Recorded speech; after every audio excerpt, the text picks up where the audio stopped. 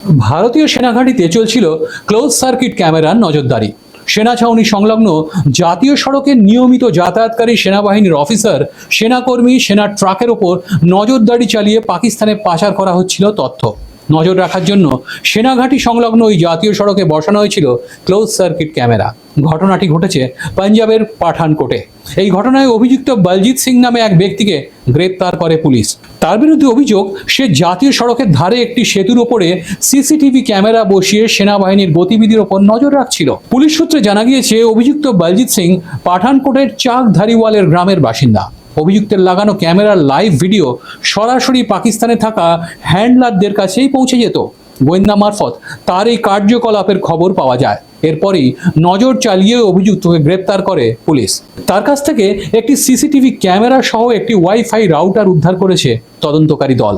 বলজিৎকে জেরা করে জানা যায়, চলতি বছরের জানুয়ারি মাসে ওই ক্যামেরা বসিয়েছিল সে।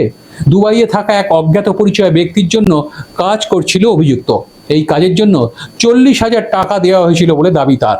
তদন্তকারীদের মতে, পাঠানকোট অত্যন্ত সংবেদনশীল একটি এলাকা। জম্মুর সঙ্গে সংযোগকারী এই করিডোর দিয়ে নিয়মিত সেনাবাহিনী যাতায়াত করে। আর অতীতে এখানকার বিমান ঘাঁটিতে জঙ্গি হামলাও হয়েছিল, সেটা আমাদের অজানা নয়। 2016 সালের সেই পাঠানকোট হামলা গোটা দেশকে নাড়িয়ে দিয়েছিল। সেই কারণেই এই সেনাঘাঁটিকে ঘিরে নতুন গুপ্তচর বৃত্তির অভিযোগকে অত্যন্ত গুরুত্ব দিয়ে দেখছে তদন্তকারীরা। গত মাসে পাঞ্জাবের 2টি আলাদা গুপ্তচর মডেল ভেঙে দেওয়ার দাবি করেছিল পুলিশ। তখন চীনে তৈরি সিসি ক্যামেরা ব্যবহার করে সেনাঘাঁটির ভিডিও পাকিস্তানে পাঠানোরও অভিযোগ উঠেছিল। আর সেই ঘটনার সঙ্গেও বর্তমান মামলার কোনো যোগ রয়েছে কিনা তা খতিয়ে দেখছে পুলিশ। এদিনের এই ঘটনায় মোট 4 জনের নামে মামলা দায়ের করা হয়েছে। বলজিৎ ছাড়াও অভিযুক্তদের মধ্যে রয়েছে বিক্রমজিৎ সিং, বলবিন্দর সিং এবং তরণপ্রীত সিং। পুলিশের সন্দেহ, এরা সবাই দেশবিরোধী কর্মকাণ্ডে যুক্ত। অভিযুক্তদের একাধিক জায়গায় তল্লাশি চালাচ্ছে তদন্তকারী দল।